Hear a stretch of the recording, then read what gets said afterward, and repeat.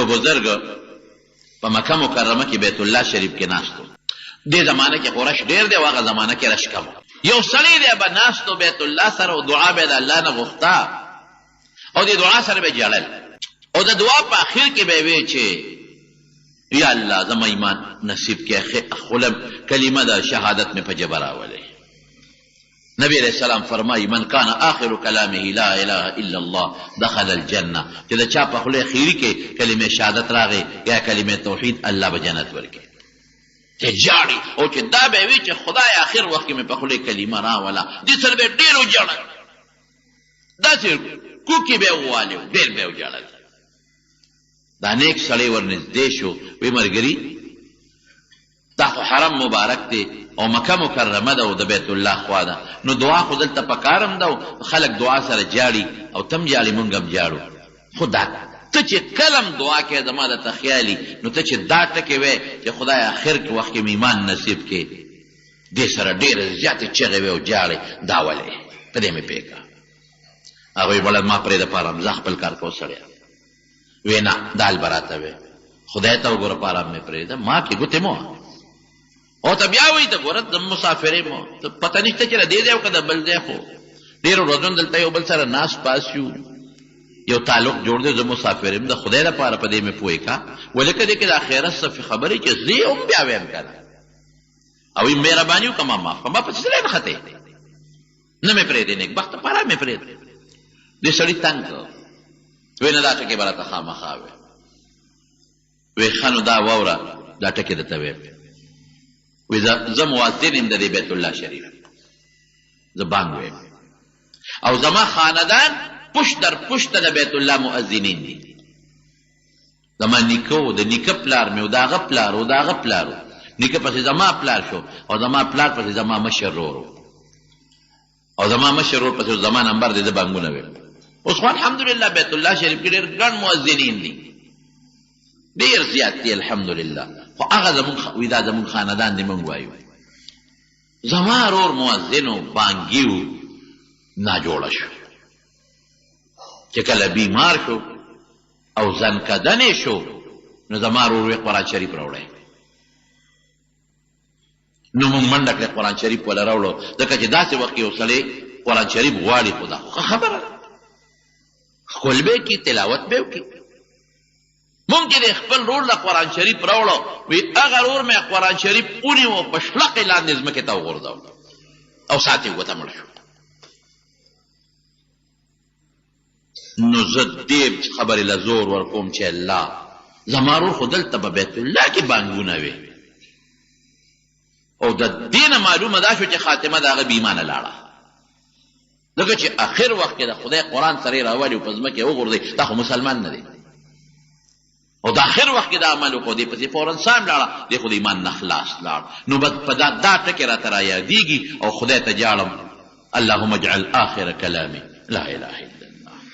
خدای ایمان سره مې بوځي د مارونو ګورې دا ذهن کې واچوي. نبی کریم صلی الله علیه وسلم فرمایي یاره به ډېره پړه کې راولئ کبر به نه کوې کبر به نه کوې. دې وخت کې خو تعالی خدای د دې لاسو خوځولو طاقت درکړی دی ته څنګه لقه لقه وه د دې خپو د چال طاقت هم خدای درکړی چې څنګه چال کې کوه. دې وخت کې خو تعالی خدای پاک د ژبې طاقت هم درکړی دی که ته مسلمان ته سپک ګورې کوه بس کدی به شي. دې وخت کې خو تعالی خدای پاک د سترګو د لاسونو خپو طاقت درکړی دی خو چې کله دې زنکدن شي دا طاقت دې ختم شي بیا به د سره پوهېږي الله پاک دا زور به درنه وباسي. بیا ای د مارونو یو خبره درته وکړم زوی که د پلار مخکې کبر کوي نو دا پلار د دې زوی دا مستی برداشت کولی شي نه که دې زوی دې پلار ته پنامه نوم واخیست صرف پنامه بابه یې ورته ونه وي پلار یې ورته ونه وي او پنامې نوم واخیست چې پلان کیا یاره ممکن ده چې دې پلار کې سړیتوب وي نو د دې زوی مخ ته به ونه ګوري ما ته سپک وکتل او که دا زوی د پلار مخکې چغې وایي اوچت اوازونه کوي دام د پلار سپکاوی دی. زوی له پکاري چې د پلار په مخ کې د عجزي وکړي او که دا زوی د پلار په مخ کې لویي کوي والله پلار نشي برداشت کولی. هغه پلار چې د زوی له اخرت ځان له خراب کړی دی او د زوی له ګټه کړې ده هغه پلار چې د زوی له ګوډونو چارې کړي دي او منډې ترړې والي دي هغه پلار چې دا ځواني یې د دې زوی دپاره خاورې کړې ده نشي برداشت کولی هغه پلار د زوی دا مستي او ښځه چې د خاون په مخ کې مستی کوي او کبر کوي نو خاون برداشت کولی شي نشي کولی ښه تا زما مخ کې جواب راکړه جواب کې څه چل دی دا لږ یو فټې کبر دی او تا ما ته اواز راوچت که اواز اوچتولو کې څه چل دی لږ ښه بیا واوري که نه نه نه کبر دی پلار د زوی کبر نشي برداشت کولی خاون د ښځې کبر نشي پیدا برداشت کولی دواړه بندگان دي دواړه انسانان دي یو برابر دي هم د غوښې جوړ دم د غوښې جوړ هم اډوکې نه جوړ دم اډوکې نه جوړ هم ډوډۍ خوري زوی او ښځه هم ډوډۍ خوري او پلار او خاوند هم ډوډۍ خوري دواړه یو کوټه کې اوسېږي د دواړو ګرمي کېږي د دواړو یخني کېږي دواړه محتاجه دي خو سره د دی پلار د زوی او خاوند د ښځې کبر نشي برداشت کولی نو پروردګار به د بنده کبر څه برداشت کړي ته نه برداشت کوې الله به برداشت کړي ته محتاج یې زوی ته بیا هم کبر نشي برداشت کولی الله دې بنده ته محتاج نه دی بیا به څنګه برداشت کړي مالک ته نوکر کبر نشي برداشت کولی چې دا نوکر دیاړي مار غریب چې راولي کار لا او سړي له جواب ورکړي ها دا دیاړي دی والی چې سبا رانشي حالانکه ستا بنده نه دی ته د هغه خدای نه ستا ډوډۍ نه خوري دا خدای خوري که تا له کار کوي نو پیسې ورکوي خیراتي نه کوي دل لیکن بیا هم ته د هغه دویمه خبره اوچته نشي زغملی الله به ستا اوچته خبره څنګه وزغمي الله خو ما ته محتاج نه دی نه زما ډوډۍ ته محتاج نه زما جامې ته محتاج دی نه زما مال ته محتاج نه زما بچي ته محتاج په دې هر څه کې خدا الله ته محتاج نو ته کبر نشي برداشت کولی الله برداشت کوي ته لویي نشي برداشت کولی الله به ستا برداشت کوي سوال نه پیدا کېږي چې دلی برداشت کوي څنګه به برداشت کړي رب العالمین عاجزي باندې خوشحالېږي چې کوم ځای بابا ته پسې نه لاس کېږي بابا جي اوده شمه که ضرورت شته نه دا بچي اوده شه بابا ودرېږه په دې خپو دله زور وکړم پلاره په دې خپو دله زور وکړم هغه ورته وي زه بچې اوس اوده شه او دې کټ کې ناست یو هغه ولې ګیلاس راولي ورته مخامخ ولاړې نو ته د زوی په عاجزۍ خوشحالېږي او خاوند د ښځې په عاجزۍ خوشحالېږي او مالک د نوکر او د کشر په عاجزۍ خوشحالېږي او افسر د بابو او د کلاس فور په عاجزۍ خوشحالېږي او که کلاس فور ځان لږ نیغ افسر ته فورا به له بدلي وکړي یو ځای نه بل ځای ته ده نوکری نه به وباسي نو ته د خپل ماتحت او د خپل کشر په عاجزۍ خوشحالېږي نو الله به د خپل بنده په عاجزۍ خوشحالېږي که به نه خوشحالېږي کبر یې ډېر زیات بدي شي چې بدي شي د الله کبر او چې خوښې دی نو په عبدیت او بندګي عبدیت او بندگی در رب العالمین خوخه ده ځکه خو الله وی تلک الدار الاخره نجعلها للذین لا یریدون فی الارض علوا ولا فسادا دا آخرت خوشاله تلک الدار الاخره دا آخرت خوشاله دا جنت خوشاله دا الله رضا دا آخرت دا چاله ورکوم هغه چاله ورکوم لا یریدون فی الارض علوا چې په ځمکه کې بندگی کوي ځان پسې خپې نه راکاږي کبر نه کوي ولا فسادا او په ځمکه کې فساد نه کوي ولې ځمکه کې کوم سړی فساد کوي دا کبرجن دی دا مفسد دی بل ته ضرر رسوي دا کبرجن دی نو الله وایي چې کوم سړی بندګي کوي عبدیت پکې عبدیت او بندګي او لویي نه کوي په ځمکه کې تلک الدار الاخره نجعلها للذین لا یریدون علوا ولا فی الارض ولا فسادا چې دا کار نه کوي آخرت ورکوم خوشحاله ورکوم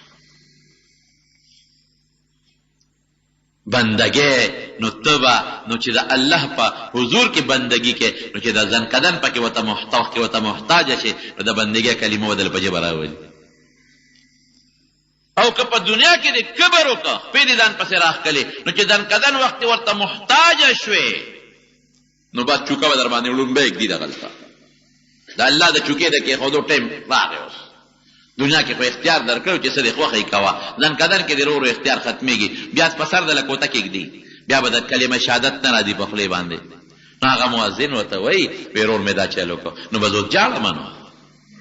چغې وامنو چې یا خدایه واقعي داسې حرکت زمانه ونه شي چې دا ځان کدن په وخت کې لکه د رور غوندې د ما نه مې من لاړ شي یو مؤذنو د دمشق په جامع مسجد کې به بانګ وي نو اوس خو لوډ سپیکرې دي ابه د منارې سر ته وخته نو بانګ به وي او زمونږ فقهاو لیکلي دي چې کم انسان په مناره کې بره بانګ وي نو د حی علی الصلاة دپاره او د حی علی الفلاح دپاره که د هغه منارې کړکۍ نه سر بار وباسي یو طرف ته نو دا مستحب دي کولی شي اول به رسول غواړي دا سپینګیرې د شپېته او یا اتیا کاله بانګونه وي او مؤذن دی په جومات کې بره چې بره مناره کې بانګ وي نو ښي طرف ته مخکې نو وي حی علی الصلاة دوه ځله ووایي نو بیا چې حی علی الفلاح وي نو ګس طرف ته مخکې نو چې ده دا ګس طرف ته مخ کړی او حی علی الفلاح وی د دې منارې لاندې د جومات سره خوا کې د یو یهودي کور و هغې کې یو جینۍ وه په هغې یې نظر ولګېد جینۍ خوښه شوه مؤذنینو ته هم دا ویم چې دوی بانګونه وی نو په بانګ کې د دوی د یو څو خبرو خیال ساتي یو د وخت خیال دې ساتي بې وخته بانګ به نه وی چې وخت داخل شي بانګ به وی دا ضروري خبره ده نبی کریم صلی الله علیه وسلم فرمائی اللهم ارشد الائمه واغفر للمؤذنین ترمذی شریف کی حدیث تے خدایا چې څوک خلق ته مخ کې منځ کې امامان او ته غلار برابر کې تو ته هدایت نصیب کې ولې که اگر رکوع قومه جلسه ګډه وډه کړو قوم غرق کړ واغفر للمؤذنین او خدایا بانګیان او بخي بانګ والا او بخي ولې بانګ والا ته د بخنې دعا کوي ځکه دی اکثر د ټیم نه مخکې بانګونه وي او یاد دی چې ښي طرف ته ګس طرف ته اوس خدا لوډ سپیکر دی یو خبر خوا ګوري نو اکثر په لاره باندې ښځې تېرېږي نو هغې ته په سترګو کې وګوري ځکه وایي اغفر وی بخه او یادا چې بانګ الفاظ غلط وایي او یادا چې دی بانګ کې دی بانګ وایي نو ریاکاري ته اکثر راځي او خلک به وایي چې هغه د پلان کې بانګ وایي پلان کې بانګ شروع شو خلک وایي چې څونه خشته اواز دی چې خلک وایي چې ګوره وختي تللی دی دا دی مونږ لا نه یو تللی او دی تللی دی نو دا ریاکاری هم پکې راځي خو دا ټول یو شان دي الحمدلله صالحان دینداره خلک شته دی بلال رضی الله عنه مؤذن نو څه ابو محذوره رضی الله عنه د مکې مؤذن نو څه صالحان څه ثواب هم پکې ډېر دی نبی علیه السلام فرمایي چې اووه کاله چا بانګونه ووایي الله به ولې جنت ورکړي خو احتیاط نو د چې ګس طرف ته مخ ورواړو نو لاندې د یهودي کور یو جینۍ او په هغې نظر ولګي جینۍ خوښه شوه چې بانګ یې خلاص د جینۍ پسې سر ورتا کړه ای جینۍ اوس عشق په سپېره دونه غالب دی چې دا خبره چت نه چغې وایي په دې نه دی پوه چې د ما د اواز خو ټول کلی اوري ای جینۍ هغه ورته وکتل باباجي ولې خیر دی یاره مهرباني وکړه د ما خوښه شوه ما سره واده وکړه بابا خدایا تا سره واده وکړم تو خو شپېته او یو کال وي زما خو ډېر لږ عمر دی تا سره څنګه واده وکړم بس زما د سره محبت دی او زما د سره مینه ده بابا خدای ته وګوره ځان هم مه شرموه ما مه شرموه پردو کورونو ته ګوره خو ګوره سپېره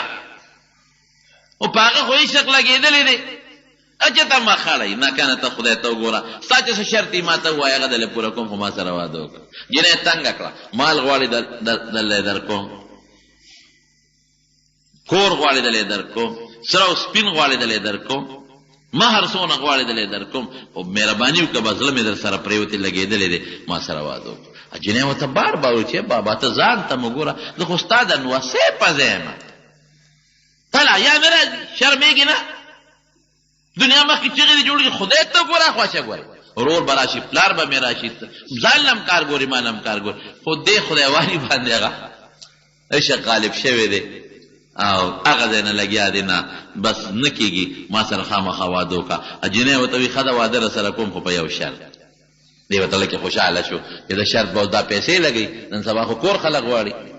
پیسې غواړي وایي څه شرط دی وایي داسې کار دی چې زه یهودڼ یم او ته مسلمان یې نو ته به د اسلام پرېږدې او یهودي به شي دی ورته وایي چې نه دې ته خو ضرورت نشته زمونږ په دین کې د مسلمان نکاح د عیسایانو او د یهودانو سره جایز ده کتابي سره والمحصنات من الذين اوتوا الكتاب مونږ عیسایي ښځې سره او عیسایي یهودانو سره نکاح کوو هېڅ پکې نشته دا جایز دي جینۍ ورته څه وایي او ورته وایي دا خو ټیک ده چې ستا په دین کې به جایز دي خو ما له خپل ضمیر د اجازت نه راکوي چې زه بغیر د خپل دین والا نه بل چاته واده شم زه نه غواړم زه چې واده کېږم یهودي ته به واده کېږم. مسلمان که ما سره نکاح جایز هم ده خو مسلمان نه قبلوم، یهودي قبلوم. نو که یهودي کېږي راځه، زه اوس به یې د ایمان پته ولګي. دا ګز او دا میدان ښځې ما خو شپېته اویا کاله اتیا کاله بانګونه ووایي، نو دا ایمان اوس پرېږدم. نو بس اوس یا به ایمان لري یا به مال. اوس که دې زه خوښ یم پته به دې اوس ولګي چې د دې خوښ یم او که دغه خپله مسلماني دې خوښه ده. مسلماني دې خوښوي دا خدای ته وګوره ما د مخ واړوه، دا څه کې دا شرمې او ما هم شرمې. او که زه دې خوښ یم ښځې بل شرط ولګوه، بل پیسه وغواړه. وی بل نه غواړم دقه غواړم او راځه اوس نکاح تړو بېګاله دې ښځه شو. دا هم ده چې نیټې دله در کوم بس زه د ګوتې له نیسم او د سره وځم. وی نو نه بل شرط نه کېږي. وی نه سوچ پې وکړه. وی کړی مې دی. وی ښه ایمان مې پرېښودرلم، ایمان مې پرېښو او درلم. او چې دا ټکې اوې دومره خوشحاله دی چې د پوړی نه کوزېږي بره نه په منډه کوزېږي چې ټس شو پوړی کې وښویده او لاندې سر د لاندې را پرېوت او دقه سټې په ځمکه ولګېد او په حقه ځای ته سووته لال مردار شو. نبی کریم صلی الله علیه وسلم فرمایي وی ډېر کله ته یو انسان او د جنت په منځ کې به یو لیش مزل وي، یو لیش، او داسې کار به تې وشي چې د جنت په ځای به دوزخ ته وغورځېږي. دغه هغه مزل دله دا مرګ مقرر و خامخا به په دې مرګ مړ کېده. دنه به دا سا دغلته خامخا تله ځکه د خدای د طرف نه د دا مرګ دقسې مقدر و. نو که چې یهودي شوې نه وې او دی مسلمان وی یهودي شوی نه وی نو بانک پسې به دې سوتې وه. نو کم خوا به ته جنت ته به ته. یهودي شو نو یهودیت پسې ته سوته نو د جنت په ځای کم خوا لاړ دوزخ ته. خبر به نه کې دا یو چا نه یو کار وشي. بس خبره مې دې پورې کوله چې ځنکدن وخت کې بیا په تا باندې دا الله چوکه د پاسه ده. اوس که دنیا کې د قبر کړی دی نو دغلته در سره پوهېږي، او که دنیا کې د قبر نه دی کړی لویي دی نه ده کړی دغه وخت به د توفیق درځي. نو هغه مؤذن هغه ته وایي چې جاړم په دې وجه چې رور مې دقه چل وکړ، بانګونه یې ویلي دي او قرآن شریف یې وغورځه او ځنکدن وخت یو ساعت یې ووتل جاړم. یاره دا خو دې ما ته هم ډېره ښه خبره وکړه. دې بزرګ دې سړي بس جړه له زور ورکړ.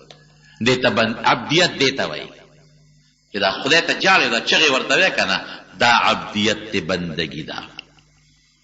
عاجزي ده چې دا نیمه شپه کې پاسې او رب العالمین ته سر په ځمکه دا سر د انسان بهترین اندام دی، د دې نه بهتر اندام بل نشته.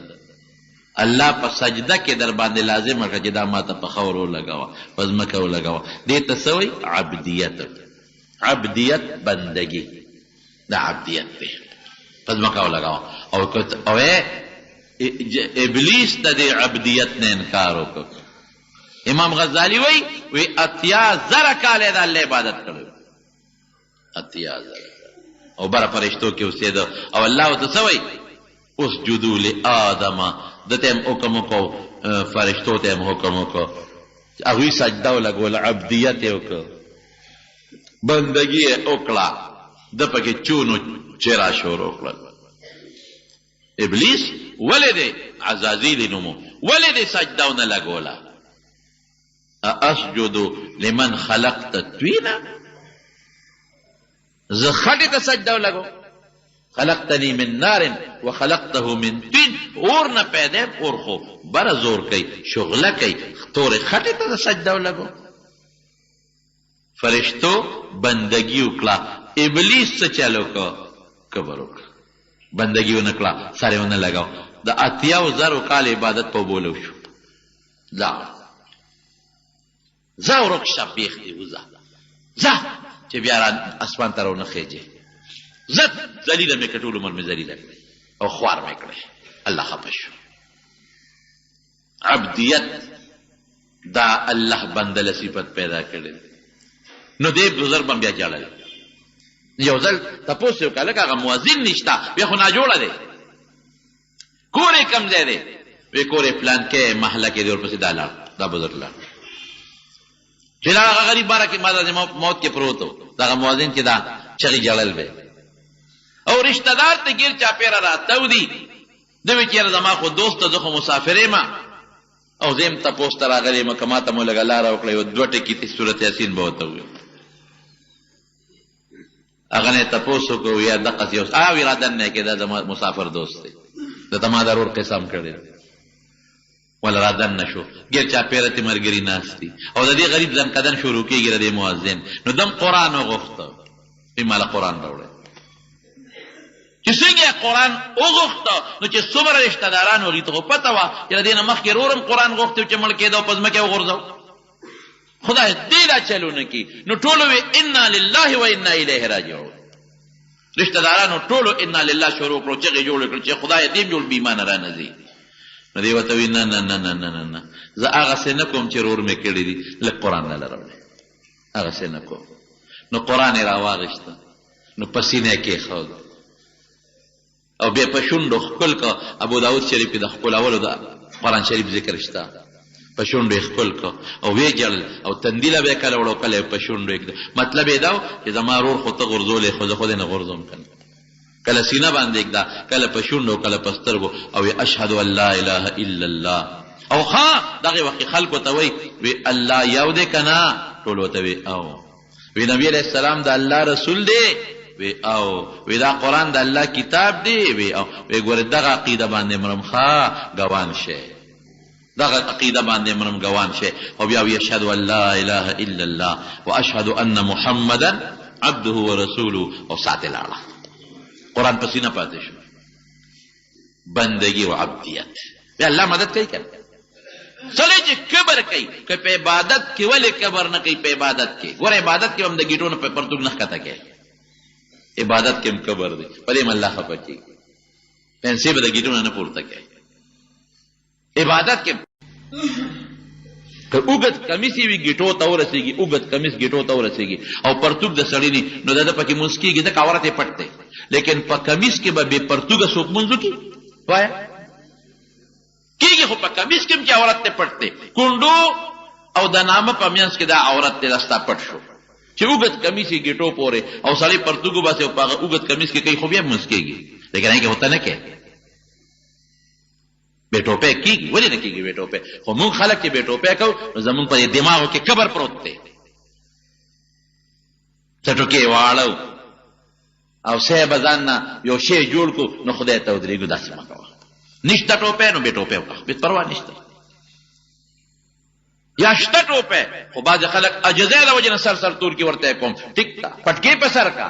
د نبي علیه السلام مبارک په پټکې و کبر ونه کې فکبر الله خفه کېږي نبی کریم صلی الله علیه وسلم فرمایي یحشر المتکبرون یوم القیامة امثال الذر فی صور الرجال وی چې دا کم خلک کبرجن دي وی د قیامت په ورځ چې د قبرونو نه پاسي نو د میږو عمره به او شکل به د سړو وي شکل به د میږو ني شکل به د سړو وي او د میږو غوندې به چې دا خلک په خپې کې دي او ریز مریضي کې او خې خوک کې تعقه وي چې دنیا کې به د کبر کوو اوس پرې چې ذلیل دی کوو یحشر المتکبرون یوم القیامه قیامت پر ورځ به د دې حشر کېږي قبر نه پاسېدل امثال الذر میږو په شان فی صور الرجال شکلونه به د سړو وي او نبی کریم صلی الله علیه وسلم فرمای ان الله حرم الجنة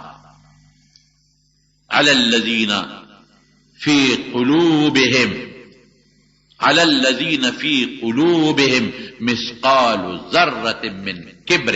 چې د چا په زړه کې د شړشم د دانې عمره کبر پروتي نبی علیه السلام وی الله په دې سړي جنت حرام کړی دی کبر خطرناک شی دی عبدیت او بندگی دا د کمال شی دی بس عبادت کې به هم بندگی کې دا حج چې سړی کې څومره لوی عبادت دی او زه کله وایم وی مونځ چې مونږ کوو نو الله دا نه وایي چې حرام ورته واچوه په دې خپل کمیس پرتوګ کې به یې کې نو علما خو یې وجې نور هم لیکلي دي زکات چې ورکوې نو دا راته نه وایي چې حرام ورته واچوه حج چې کې نو دوی احرامونه به اچوي ولې زکات را کوټې مالدار هم ورکوي کوټې نه مالدار شي چې نصاب خاوند شي مونځ غریب هم کوي روژه غریب هم کوي او حج چې کوي غټ مالدار به کوي ډېرې پیسې پې لګي نو پرېږده چې دا غټ مالدار ته دا 2 د کپن جامې ور واچوم چې د سر نه دا کبر وباسم حکمتونه ډېر دي یو پکې دا او هلته ورته وایي شابه بیت الله نه به تاویږي پنور به هم تاویږي او بیا ورته وایي شابه صفا مروه کې لږې منډې مې وه چې دی اوس غلوم لږ مالداره چې د سر نه دې دا نشه وباسم او بیا وایي شابه عرفات میدان ته م لاړ شه او شپه په مزدلفه کې وکړه په دا سرتور سر یې وکړه او په دا یخنۍ کې وکړه او تنبو هم در باندې نشته او بیا راشه شابه جمرات په کاڼو باندې وله چې دا 2-3 ورځې در نخې منډې ترړې درکړم چې د سر نه دې دا سوټه وباسم دا مازغه دا سوټه د مازغه د سوټې په شان دا دې سر نه وباسم دا کبر دله ختم کړ د سړی غټ مالدار حج کوي زمارونو زما په خبره پوهېږئ الله تعالی د بنده دپاره عبدیت خوښ کړی دی نو ځکه نبی کریم صلی الله علیه وسلم تحفه وړي نو د بندګۍ وړي التحیات د خولې جزي الطیبات والطیبات مالی جزي والصلوات التحیات لله والصلوات د بدن اجزي والطیبات او مالی اجزي لله نو چې دی اوی نو الله ورته څه وایي السلام عليك أيها النبي ورحمة الله وبركاته الله وربانی سلام اچھے اے زما خکل پیغمبرہ زما سلام رحمت او برکات تی پتہ نازلی نو فرشتے سوئی فوراً فرشتو آوازو کو کہ دا دوارا دوست سر ملاقات شو نو اوس دا او د بندګۍ مقابله کې الله سور کوي سلامتیا رحمتونه او برکتونه ناغي چغې کړې اشهد ان لا نو نبی علیہ السلام وی السلام علینا وعلى عباد الله الصالحین الله دا تا چې کوم رحمتونه او سلامتیا او برکات په مارا وشیندل نو دا د زما په ګناهګارو امت او په نیکانو ټولو باندې وشیندلی شي نو فرشتي وي اشهد ان لا اله الا الله واشهد ان محمدا عبده ورسوله نو فرشتو بیا عبده ورمخ کې کو چې گواہی کو چې الله یو دی شریک نه لري او محمد صلی الله علیه وسلم دا الله بندا او رسول دی عبده مخ کې شو بندگی پکې دا چې کله نبی علیہ السلام دا الله سره تړونو جوړ پیدا کیږي نو د عبدیت ذکر کیږي د بندګۍ معراج د چیزې سوی سبحان الذي اسرى بعبده دا نه وایي چې برسوله معراج لمې رسول بوته دا نه وایي بنده مې بوته چې چا کې عبدیت او بندګي ده الحمد لله الذي نزل الفرقان على عبده ليكون للعالمين نذيرا اوس قرآن نازلېږي ګوره قرآن نو بیا د الله سره تعلق شو که نه نو بیا وایي هغه ذات له ثنا ده چې قرآن نازل که علی عبده په خپل بنده ځکه ډېره لویه بندګي ده ځکه قرآن ورکو او چې الله ورسره ملاقات کوي څه وایي فاوحى الى عبده ما اوحى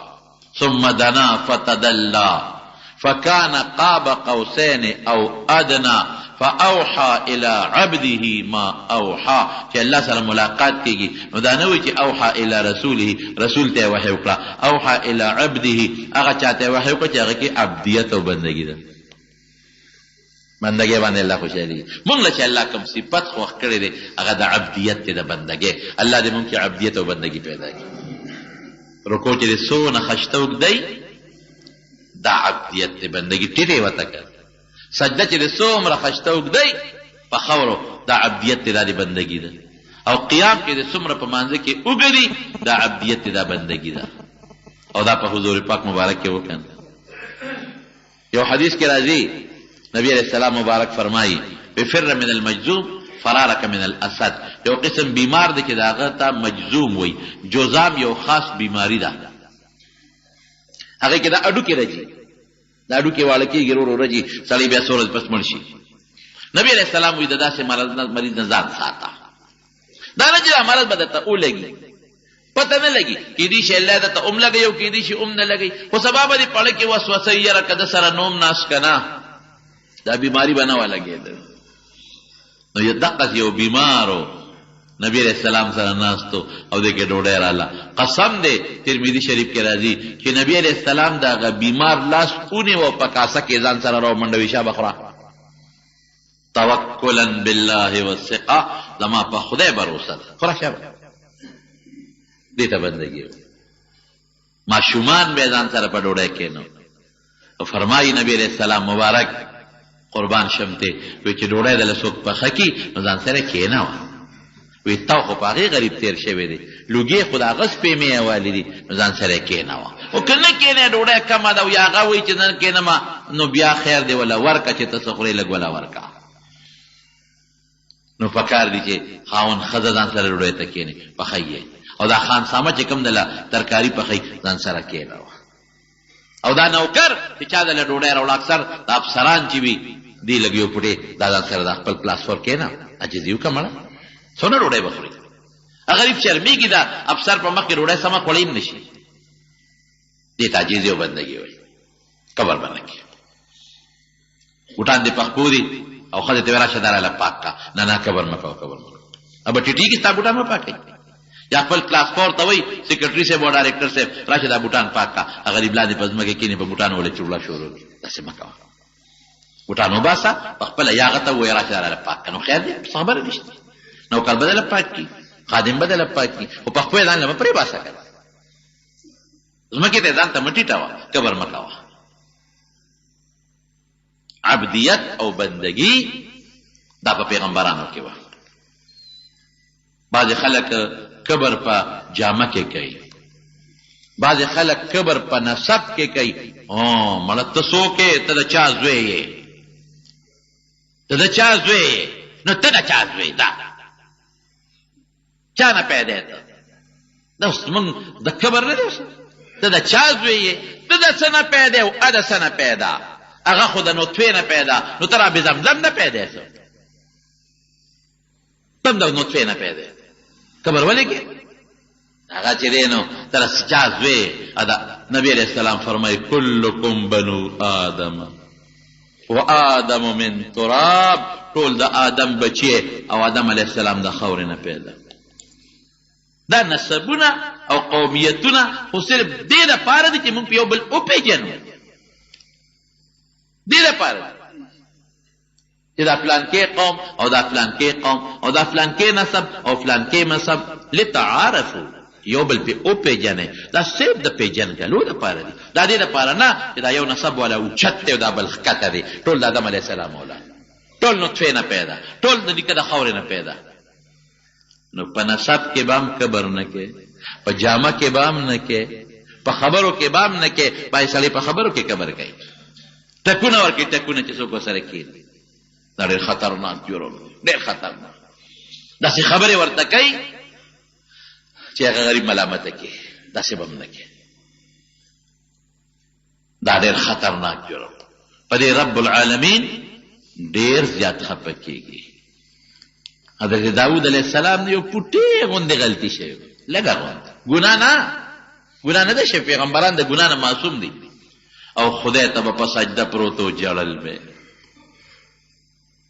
دومره جړلې دي. زموږ علما وایي که د دې ټول انسانیت جړا یو ځای کې داود علیه السلام جړا به ورته ورسي. او بیا چې د هغه د دې ټولو جړا یو ځای کې نو د آدم علیه السلام جړا ته به ورسي. آدم علیه السلام خو الله معاف هم کړ، ګناه نه ده کړې. بوټي له ګوتې وړي دي، خو الله وایي فنسیا ولم نجد له عزما. وایي دی اراده نه وکړې، یېره شوې وه زما خبره. نو په یېره خو څوک چاله سزا نه ورکوي، یېره. لیکن بیا به هم جړل ربنا ظلمنا انفسنا فإن لم تغفر لنا وترحمنا لنكونن من الخاسرين. جړل به هر وخت به رب العالمین ته جړا به کوله. زمارونو زما د خبرې خلاصه دا ده چې څومره په ځان کې د عبدیت او بندګي پیدا کړه. چاله زکات ورکې که ورته ودې وي چې دا زکات دی او که دې ورته ونه وي چې دا زکات دی خو چې زکات پې کېږي نو ورکا د خلکو نه پټ ورکا چې هغه رسوا نه شي دم بندګي ده او که دا زکات ترې راواخلي د خلکو مخکې داسې ورته ویل زکات والا ریا دی وکړه برباد شو نبی علیہ السلام فرمایي صدقه چې ورکې په داسې طریقه ورکا چې دا ښي لاس باندې ورکړې چې ګس ته خبر نه شي دا ولې کبر بران نه شي او که ته ورته وایې اکثر په دې مقبرو کې داسخاتونه چې تاسو ورکوئ داسخاتونه چې ورکوئ هغه ځای نه صابون لري هغه ځای نه ورته وغورځئ دا والا زه یم چې دا صابون راوالې او دې ویشتونکي دی په دا کپره وروړي زمونږ دا بعضې خلک هم بې خوند لري جانمازونه ورته مخکې اچوي که نه داسې ورته وروغورځئ والا ولې کبر کوي او دا ویشونکي کبر کوي نیکبخت ولې کبر کوي زه اکثر طالبانو ته وایم چې څوک دله صدقه جانماز څخه د کبر په بنیاد درکوي چې اعتوال نه ډوډۍ د خدای په لاس کې رزق خدای سره کبرجن په پردي مان کبر په چال کې کبر کول ښځې باندې کبر کول بچي باندې کبر کول په نوکر کبر کول په ګاونډي کبر کول پیسه در سره ده موټرګي در سره ده دا څه د خدای دی دا نن ستا دي سبا د بل دي دوه لاسه به ځې کارخانه به دلته پاتې موټر به دلته پاتې او چې دا څومره په کروڑونو اربونو روپۍ در سره دي دا به ټولې دلته پاتې او کوم ځای له به ځې خاورو له به ځې خاورو 4 فوټه لاندې خاورو کې به پروت نه هلته کارخانه وړی شي نه ایر کنډیشن وړی شي نه د جمع ایټر وړی شي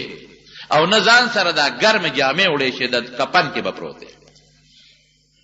نه ځان سره بچې به وتلی شي هغلته هغه خاورو ته هلته به د عبدیت او بندګي پکارېږي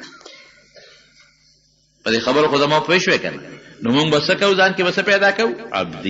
عبدیت خو مه پېژن که نه بندگی عاجزی لوی به ځان ته نه وایو هر وخت به وایو چې الله لوی دی خدایا که زه قدم علم ستا نه بغیر نشم اوچتولی ځکه سترګه رپم ستا نه بغیر نشم رپولی ځکه خبرې کوم الله ستا د طاقت نه بغیر نشم کولی ځکه الله ډوډۍ خولې ته اوچتوم ستا د طاقت نه بغیر نشم اوچتولی زما عزت تا را کړی دی زما ذلت تا سره دی زما جون تا را کړی دی زما مسلمانی تا را کړی ده زما جون ستا لاس کې دی زما مرګ الله ستا لاس کې دی زما خوراک ستا لاس کې دی زما بچی الله ستا لاس کې دی او زما د دنیا ټوله زندگی ستا په وس کې ده او ستا په لاس کې ده دې ته به بندیت او عاجزي بوته عبدیت زه ډېر کمزور یم الله زه ډېر عاجز یم ما کې که متیازې جمع شي او ستا حکم نه شوی نو متیاز هم د ځان نه نشم ایستی ما ته به هغه ربړ لګوي نو متیازې به رانه بیا وباسي خپلې متیازې نشم ایستی او چې لوی او دسما کې راته لږ شي او قبض مې پیدا شي او وجود مې ټینګ شي نو بیا به راله دارو راکوي چې دس پې ولګي خېټه به چغې وام چې خدایا خېټه مې بنده ده یا خدایا خېټه مې بنده ده او که د ما په یو غاښ دړ چې پوټینې غوندې غاښ چې د 2 پیسو دونه پوټینې غوندې غاښ دی نو زه به چغې وامه چې یا خدایا کله سبا کېږي چې ډاکټر له لاړ شم او دا غاښ رانه وباسي زه به څه خبر وکړم ما کې به څه خبرې نو موږ به وایو چې خدایا د طاقت خاوند تی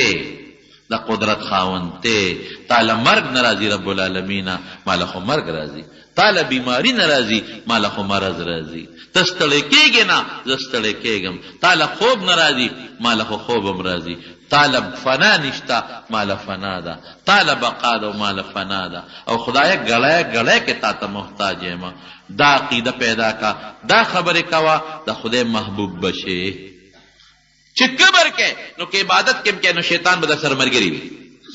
شیطان به در سره لرې کېږي نه ځکه د هغه صفت در کې راغی کبر د شیطان صفت انسان سره 2 غټ دشمنان دي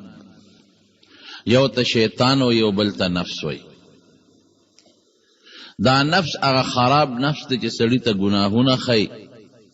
دا د انسان په وجود کې د شیطان یو جاله ده دا شیطان د بهر دشمن دی او دا نفس د ننه دشمن دی دواړه دشمنان یو ځای شي نو په انسان باندې حمله کوي اوس دا شیطان د مختلف چالونه دي او په مختلفو طریقو دی راځي او انسان د خدای نه اړوي. د غټ میشن څه دی، د کار څه دی، د مقصد څه دی؟ د لوی میشن دا دی چې د الله او د بنده په منځ کې لرېوالی پیدا کړو او داسې سکیم جوړول، داسې سازش جوړول چې الله د خپل بنده نه خفه کړي. بس دا د لوی میشن دی. او بیا دې کې غټ غرض دا دی چې د آدم علیه السلام دا څومره اولاد دي دا په لوی عذاب کې مبتلا شي، چې خدای خفه شي، خدای په عذاب کې مبتلا شو. دا د لوی میشن دی او دا ځکه چې د آدم علیه السلام د سجدې نه کولو په وجه باندې خدای دې ذلیل کړی دی. نو دې دشمن دی. قرآن شریف کې الله فرمایي وی دا شیطان ستا د پاره دشمن دی. ان الشیطان لکم عدو، وی دا ستا دشمن دی. فاتخذوه عدوا، نو د تر دوست په نظر مګوره، دی دشمن وګڼئ، د دشمن په نظر ورته وګوره. دی په مختلفو طریقو دی نن بیان کړه دا مختلف سکیمونه درته ښیم چې دی په کومو سکیمونو راځي او دی مسلمان گمراه کوي. دی داسې حیلې جوړئ، داسې سازشونه جوړئ چې هغه بس تا عقل کې هم نه راځي. لکه ګوره چې تو وده شي، خوب کې دې هم نه پرېږدي، حالانکې په خوب کې سړی مکلف نه دی. که سړی وده شو او دی په خوب کې هر څه حرکت کوي نو خدای ردنه تپوس نه کوي، دی مکلف نه دی. لیکن دی په خوب کې لګیا دی تا ته غلط سوچونه اچوي، دا ګنده خوبونه او د یری دا خوبونه تا یرول، دا رده مشن دی او د کار تا په خوب کې خوشحالی ته نه پرېږدي، پریشانه کوي. او نبی علیہ السلام فرمایي وی دی د انسان دی پوزه کې دننه دی دماغو سره دقلته د ناستی او ستا دی سټ سره ناستی، دا دوره د مرکزونه دي. یو حدیث پاک کې راځي نبی علیہ السلام فرمایي اذا استيقظ احدکم من منامه، چې تاسو کې یو سړی د خوب نه راپاڅېد، فتوضأ او دی اودس کول غواړي اودس کوي، نو څه چل دی وکړي؟ فلیستنثر ثلاثا، نو 3 ځله دی پوزه سون کی. او دا اول 3 ځله پوزه سونول اوبه به واچې، سون کول دا چې لاول به اوبه واچې برابر کاږي، او بیا به پوزه سون کې، بیا به اوبه واچې برابر کاږي، بیا به سون کې، بیا به پوزه کې اوبه واچې برابر کاږي، بیا به سون کې. دا ولې؟ نبی علیہ السلام په خپل دلیل وی فإن الشیطان یبیت علی خیشومه، وی د پوزې په دا سر کې د شیطان ناسته، شیطان پکې ناسته کړی. نو ما دا یو حدیث اوینو، یو ډاکټر صاحب دی دا ENT سپیشلیست دی، هغه ما ته وی دا د نبی علیہ السلام حدیث دی، ما بخاری شریف کې راځي، د پیغمبر علیہ السلام مبارک حدیث دی. نو لغوندې په سوچ کې پریوت، ما ته وی که د نبی علیہ السلام په یو حدیث چې عمل وکړو د نزله زکام د مړی بیماری بنی،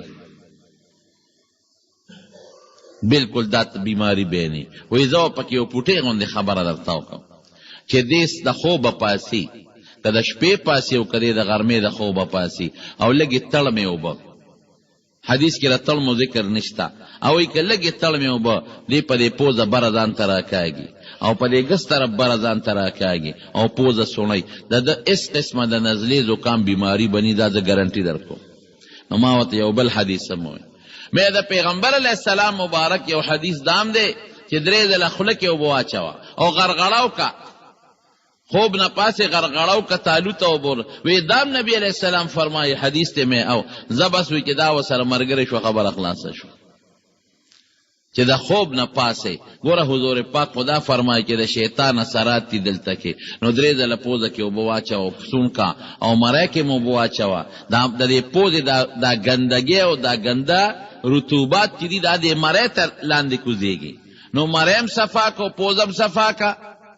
نو ډاکټري علاج خو په خپل ځای دی، لیکن د نبی علیہ السلام مبارک وینا څه ده؟ فإن الشیطان یبیت علی خیشومه، وی شیطان د پوزې په دا سر کې په دا نلی کې دقه ځای ناسته کوي.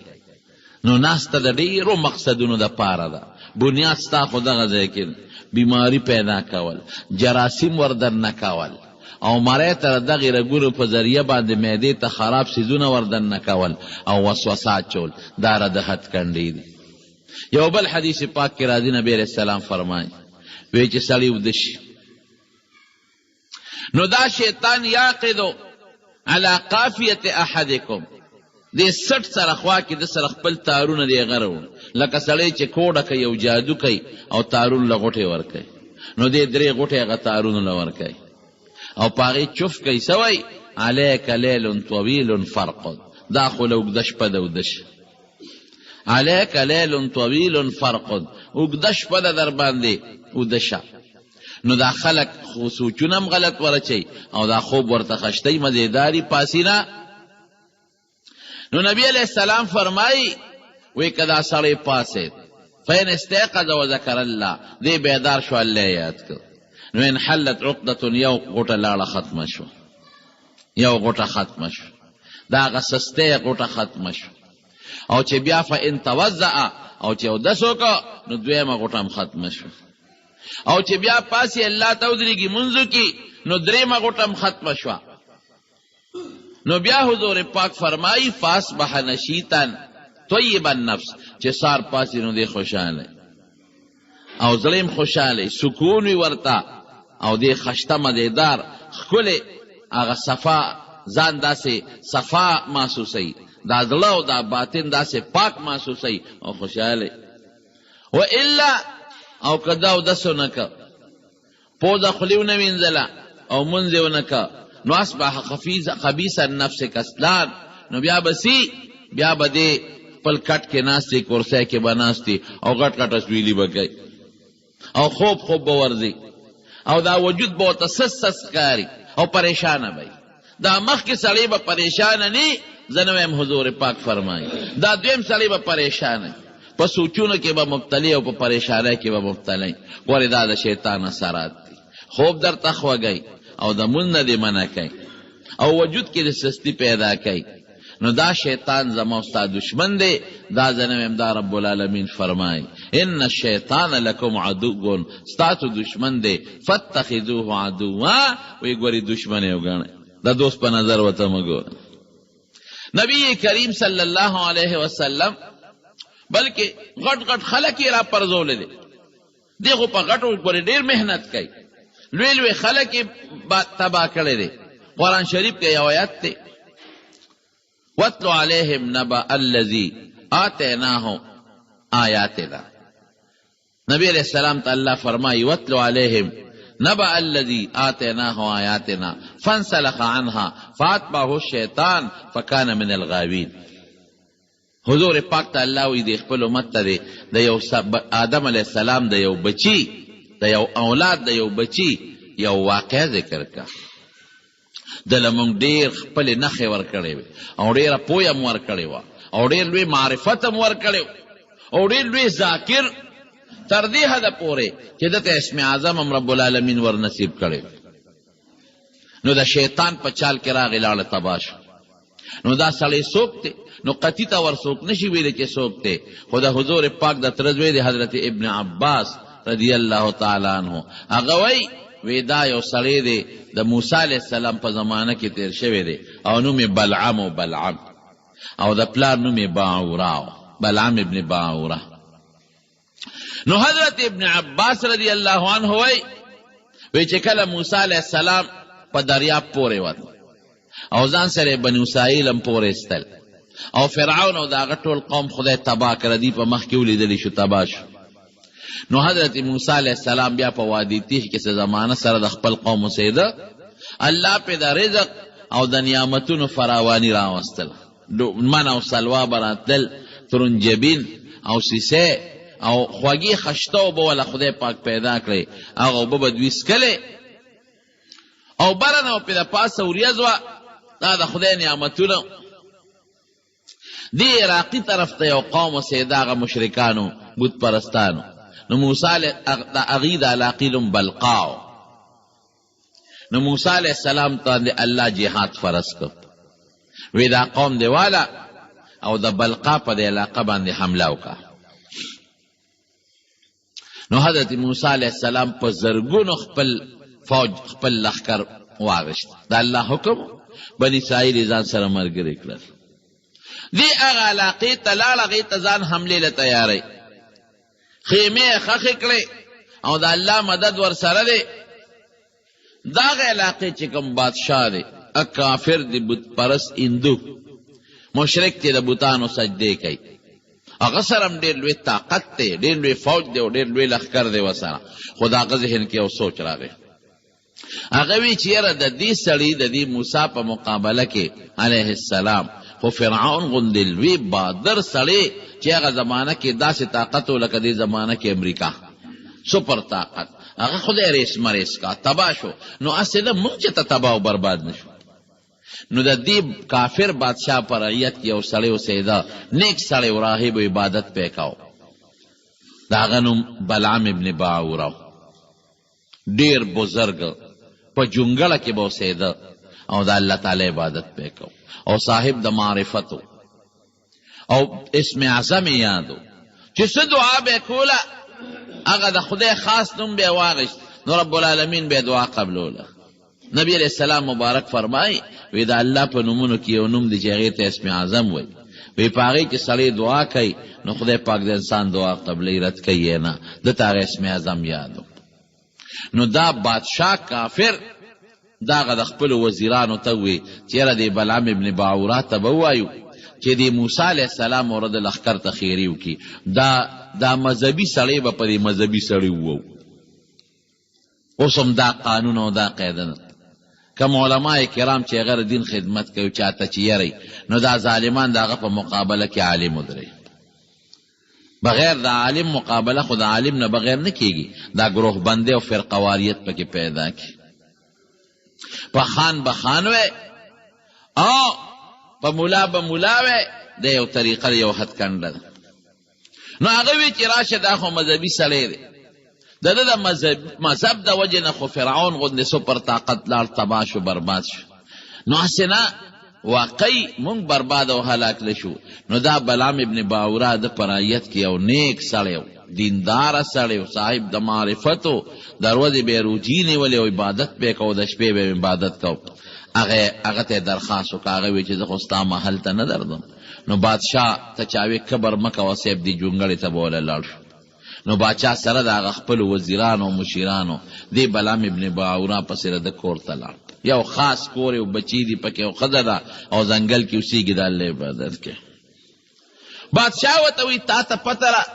تم په دې وطن کې اوسېږي چې دا په کم ملک حمله کېږي او دا یو سړی راغلی دی او بار یې هغه د قافلې روستی دی او بلا لښکر یې روستی دی او خیمې ښخې کړي په مونږ حمله کوي. مونږ تاله راغلي یو، مهرباني وکړه دا وطن چې څنګ زما دی دا ستام دی، ستا په ملک او په وطن او ستا په قوم حمله کېږي. نو ته دا مهرباني وکړه چې دغه سړي ته خیره وکړه، مونږ ته خلاص کړه. بلعام ابن باعوره وی داسې نشي کېدی، لیس هکذا یکون دیني و دینه واحد. وی زما ورده خو یو دین دی، زه ورته څنګه خیره وکړم؟ ما و دې خو په یو دین یو. خیر د پیسو لالچ یې ورکړه، هغه رد کړه.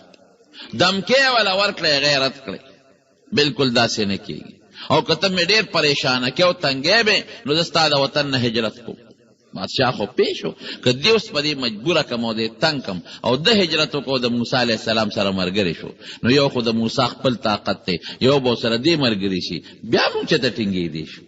هغه ته خو پته وه چې دته اسم اعظم یاد دی چې د دعا کوي، نو خدای پاک هغه دعا قبلوي. نو دې ته هم دونه نه مجبوره و چې دې د دې وطن نه هجرت وکړي او د موسی علیه السلام لښکر سره ملو شي. نو دې شیطان ګوره حد کنډیس دی. قرآن شریف کې الله وایي فاتبعه الشیطان فکان من الغاوین. شیطان لګېدلی دی ورپسې په یو طریقې را ګیری، دله خو چالونه ورځي، سکیمونه ورځي، سازشونه ورځي. کله ځان نه بوډا جوړ کړي او کله ځان نه خان جوړ کړي او کله ځان نه افسر جوړ کړي او کله ځان نه یو غریب سړی ملنګ جوړ کړي. په مختلفو طریقو لګیا دی. دې کوشش دی چې د الله د دې بندګانو د خدای په منځ کې به دوري او لرېوالي څنګه پیدا کړم. الله به څنګه د خپل بنده نه خفه کم. او دا د آدم علیه السلام اولاد چې د نیکه د لاس نه زما 80,000 کاله عبادت په اوبو لو شوی دی چې دې څنګه دوزخ ته ځان سره ملګری کړم. دې سوچ دی لګیا دی په خپل سوچ کې او په خپل میشن کې. خپل میشن کې کامیاب روان دی. اوس نن سبا تیزه سره کامیاب روان دی. دنیا خلق دی کافران خو یو طرف تکړی دی خو جهنم خشاک کړی دی او مسلمانانو کې لګیا دی خپل کوشش کوي په زبردست مهنت او خپل بچي او مختلف ګروپونو او ځان له سیستم روان دی لکه څنګه چې دلته کې زموږ یو سیستم روان دی دا پکې د فوج اداره ده او دا د ججانو اداره ده او دا د وزیران دي او دا زمینداران دي پټي بکري او دا به زراعت کوي او دا به هسپتال چلی او دا یو سیستم دارنګې د هغې خپل ځان یو مستقل نظام روان بلکې دا زموږ سیستمونه د هغه روان دي دا چلونه هغه ښیي دې خلکو ته هغه دی د لګیا دی او د خلکو ته په مختلفو طریقو باندې لګیا دی کوشش کوي چاته انټرنیټ ور مخکې کړی دی ماشومان او واړه بچي هغې ځان له د انټرنیټ په ذریعه باندې د امریکې او د برطانیې او د هندوستان ډمو سره پیوست کړي دي که ته هندوستان ته نشې تللی فلم نشې کتې او ته برطانیې ته نشې کتلی او بربنډ نشې کتې نو کور کې مې درته شی برابر کړی دی دې نه تکله شه شابه او ګوره چې څه دې خوښوي هغه ګوره دا د سکیمونه دي دا د سازشونه دي او مختلفې طریقې او هتکنډې دي رونو نو هغه ته سکیم سازش دا جوړ که بادشاه ته وایي ګوره داسې وکړه زړه کې اوس القا خپل شرارت ورته ورچوي د دواړو جهانو سردار فرمایي زه نه ویم رسول الله مبارک فرمایي وی د هر انسان دې زړه ته دلته کې مخامخ یو طرف ته شیطان ناست دی د هغه نوم وسواس دی هغه ورته وسوسه القا او شر د ګنده خبرې ورچوي د شر خبرې بل طرف ته ورته فرشته ناسته ده د هغه فرشتې نوم ملهم دی او ته د خیر خبرې اچوي ان للشیطان لمبة بقلب ابن آدم شیطان د پاره ان للشیطان لمة بقلب ابن آدم یو وسوسه اچي او وللملک لمة الته فرشته لګیا ده هغه ورته هغه خیر اچي ته نه یو ړمی چې دا کار وکړه بل چې دا کار وکړه دا د خیر کار ته هغه فرشته چې ملهم ورته وایي الهام هغه د خیر کار دی او دی بل ته وسواس وایي دی لګیا دی هغه بادشاه ته وایي چې ګوره زه درته یو طریقه ښیم داسې وکړه چې دا بلعم به په دې راګیری چې د ده ښځه ده خو ښځې له لالچ ورکړه ښځې نه سړی بیا مجبوری یاره دا خو ټیک ده نو د ښځې قوم خو شته که نه د ښځې ورونه شته د ښځې خویندې شته خورینې شته د ښځې رویرونه شته په هغه طریقه او خو دې بادشاه دی د دې بلقا بادشاه دې ښځې ته رجستې وکړه سره زر وی درته درکو مال وی درته درکو پیسې وی درته درکو دا خاوند یې مجبوره کړه چې دې زمونږ ومني او دې موسی علیه السلام ته خیره وکړي دې نه بغیر نه کېږي هغه ښځه ورته لګیا شوه چې دا خو زمونږ قوم دی ښځې ګورې مه مې تنګوه دا وطن به پرېږدم وطن پرېږدی بچي به څه کوي زه به څه کوم زما قوم به څه کوي حتی که د ښځې په ذریعه باندې په دغه سازش باندې دغه د بلقا بادشاه کامیاب شو او شیطان خپل مشن کې کامیاب شو او هغه بلعم ابن باوره په دې خبره مجبوره کړه چې حضرت موسی علیه السلام او دغه قوم بني اسرائیلو ته خیرې وکړي سره دې کې د استخاره هم کړې ده یو د استخاره وکړه چې کله دې ښځې را مجبوره کړه استخاره کې دته سخت تنبیه ورکړی شوه چې پام کو برباد به شو ګورې دا کار ومه کوه دوباره بیا استخاره وکړه بیا سخت تنبیه میلاو شه چې ګورې پام کوه دا ما پیغمبر دی الله پیغمبر دی او ګورې دا سازشونه مه کوه ته تباه کېږي او بربادې لیکن ښځې نه مجبور شو ښځه خو سړي ته ماسخوتن هم دلته وخت ته ټک ټک کوي قرار کوي او سهار هم ورته دلته کې وخت ته کر کر کوي او قرار ورته کوي سړی خو د ښځې نه مجبوری ښځې خو لالچ ولیده او ښځه لګیا ده او بچی مو ورته لمسه وه او شا به ګورې د بادشاه دی او دا به څه کوو ته به هجرت وکړې دا بچي به دې څه کوي دې ته یې مجبوره کړه چې د به نه مې پرېږدی نو زه به ډېره ښه ده یو خر یو په هغې د پاسه سور او یو مقام دی هغې ته غر متخیجم چې هلته موسی علیه السلام او د هغه قوم ته خیره وکړم ابن عباس رضی الله عنه فرمایي وی چې څه منځې لاړ نو خر نه ته دې لګیا دی هغه خر ګوره الله بیا هم انسان سره مدد کوي استخاره کې وسره مدد وکړه خو ظالم ونه منه په بل استخاره کې مدد وکړه خو ظالم سترګې ړندې دي د ښځې د لاسه خر نه ځي دې لګیا دی خر وایي خر ورسره خبرې وکړې وایي زه څوک هم فرشتې مې مخې ته ولاړې دي نه مې پرېږدي فرشتې مې نه پرېږدي څوک هم لیکن دو سترګې ړندې شوې دي که قرآن شریف کې الله فرمایي واتلو علیهم نبأ الذي آتیناه آیاتنا من ولا معرفت نخې ورکړې کرامتونه هم ورکړې پویه هم وله ورکړې ده نو څه چلې وکړه فانسلخ منها سې پرېښودل د ښځې په محبت کې د شیطان په اثر د ښځې په محبت کې ړوند شو فاتبعه الشیطان قرآن کې الله فرمایي فکان من الغاوین شیطان لګیا دین خطې دی خر وی نظم بس خر نه کوز شو او لړ روان شو چې ولاړ د بني اسرائیلو مخالف چې دا کم بادشاه دی ته د فوجي خلک ورسره دي کسان ورسره دي او په لوی دوم دام کې روان کړی دی لګیا دی اوس هلته کې جامې ځان نه وشلولې خپله طریقه استعمال کړه او لګیا دی خیرش کوي د بني اسرائیلو د موسی علیه السلام دپاره او د خپل قوم دپاره دعا کوي خبره لوړې کېږي دی چې وایي خدای موسی علیه السلام هغه ته خیره کوي نو په خولې د بادشاه نوم راځي بني اسرائیلو ته خیره کوي نو په خولې د خپل قوم نوم راځي چې خپل قوم ته دعا کوي نو په خولې د بني اسرائیلو نوم راځي چې خپل قوم مشر ته دعا کوي د موسی علیه السلام نوم راځي هغه پوج پولیسو ته وي بیخ دی وده ته مونږ راوستې سلوې او کیسه ته خو مونږ ته خیرې کې هغې ته دعاګانې کې وی زما جبه زما د اختیار نه وتې ده بس ختمه ده دا جبه د چا په اختیار چلیږي د الله په اختیار پوټینې غوندې جبه دی ده د غوښې یو ټوکړه ده او د شاته او پسې هوا را روانه ده زه د خدای دا قدرت به مونږ کم ځای کې ومنو ای بندګانو کم ځای به یې ومنې دا لاس ته ټکوه که نه دومره اواز کوي شاته او پسې پکې ولګوه چې دا هوا سره دا پسې د خولې نه تیز هوا را روانې لیکن هغه پورې اواز ته نشي استی کم چې د دې پوټینې جبې او د دې غاښونو نه ستا کم تیز اواز روان دا ستا په اختیار نه ده روان دا د چا په اختیار روانه ده د الله په اختیار دا جبه دې په دې خوله کې یو ځای سره لګي نو دال ترې وځي نو بل ځای سره لګي نو قاف ترې وځي نو بل ځای سره لګي نو فې ترې وځي نو بل ځای سره لګي نو واو ترې وځي نو بل ځای سره لګي نو نون ترې وځي ځکه لکه ستا اختیاري نو دا جبه د قاف هغه ځای سره وجنګوه او ته ترې واو راوباسه که نه تی د بې هغه ځای سره وجنګوه او ته ترې سین راوباسه که نه او د سین هغه ځای سره وجنګوه او جیم ترې راوباسه که نه لکه په دې به هم خدای نه منو دا د خدای نظام نه دی یو جبه ده د غاښ یو سین به راوځي بل ځای سره لګوه سواد به راوځي بل ځای سره لګوه دال به راوځي زه د یو مخرج نه د بل مخرج حرف وباسه تا ته به زه نه روی نو ورته څه وایي بلام وی جبه مې اختیار نه وتې ده د بل په اختیار چلیږي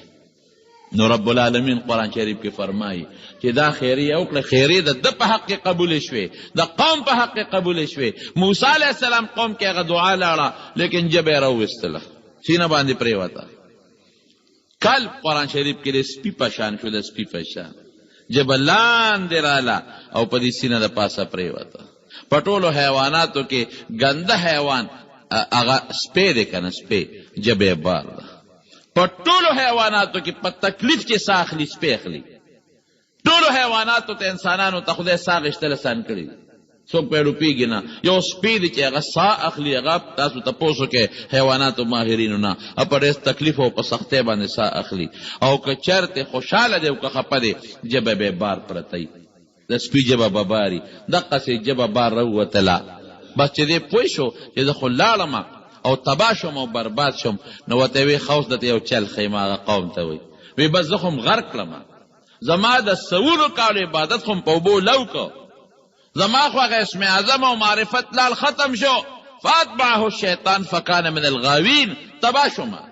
برباد شم د جهنم خشاک شم اوس یو کار وکړئ که د موسی علیه السلام قوم تباه کول غواړئ نو جینکې برابر کې خشته کې سرونه ولخکاره کې پیغلی جینکې او دا بني اسرائیلو کې وردن نه کې او د بازاري په شکل کې وردن نه کې چاله یو شی ورکړي چې دا خرڅوم چاله بل شی ورکړي چې دا خرڅوم دا جینکې شیدونه خرڅوي که نه وردن نه کې په دې فوج کې او د موسی علیه السلام فوج د ښځو نه ډېر عمر بار دی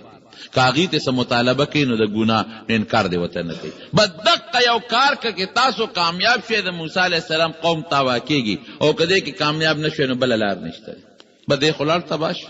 فکان من الغاوین قرآن وی لاړ برباد شو تباه شو شیطان غرق او تباه کار شی ولا برباد کړ قوم یې وی چې بس دا به وکړو جینکې تیارې کړل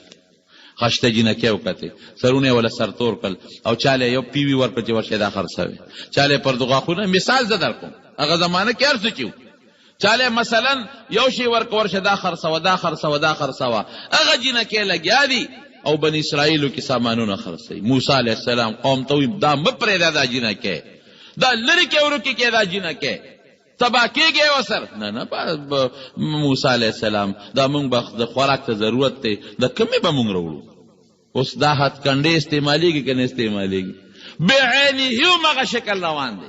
تاسو ګورئ په دې بازارونو کې او په دې کورونو کې چا سره لکس چکې وي او په کورونو کې جینکې ګرځي او خرڅوي، او څوک یو شی خرڅوي، څوک دا انجیوز والا جینکې په دې کوڅو کې ګرځي که نه ګرځي؟ څوک یو شی خرڅوي، څوک بل شی. ما ته مخکې چا وی جینکې په کوڅو کې ګرځېدې، موبایل یې ورسره وی هغې خرڅولې په کوڅو کې دننه، چې دا د کمپنۍ د مشهورتیا دپاره موږ دا څیزونه خرڅوو. د دواړو جهانو سردار فرمایي الله اکبر، څه رښتونی پیغمبر دی. وی چې په بني اسرائیلو کې کم څیزونه تیر شوي دي، زما امت کې به بعینه هم هغه څیزونه راځي. حذو النعل بالنعل، لکه پاڼه چې سینګ سپلی چې سپلی سره سینګ برابر ده، یو سپلی او د بلې سپلی منځ کې فرق وي؟ نه. دا قصې چې هغې کې څه تیر شوي دی به زما امت کې راځي. تر دې حده پورې که بني اسرائیلو کې چې خپلې مور سره بدعملي کړي، وی زما امت کې به هم داسې خلک پیدا شي چې خپلې مور سره بدعملي کوي. دا پیشنګویي ده. زه چې د دې انجیوز د جینکو ته ګورم چې دا بازار کې دا څیزونه میزونه خرڅوي او دا په کوڅو کې ګرځي او د کمپنۍ د مشهورتیا بانه لګوي او کله یو شی خرڅوي کله بل شی خرڅوي، دا د څه شی دی؟ دا هم ګورئ د اغیارو یو طریقه ده، یو سازش دی، د شیطان یو سکیم دی، او کوشش کوي چې دا نوی هلکان او نوی کل برباد کړي او تباه کړي. دا یو جانسه ده، یو سازش دی، یو سکیم دی، یو سازش دی، په هغې کې لګیا دي. دي که نه دي؟ اوس دا ګوره هغه سیستم را روان دی.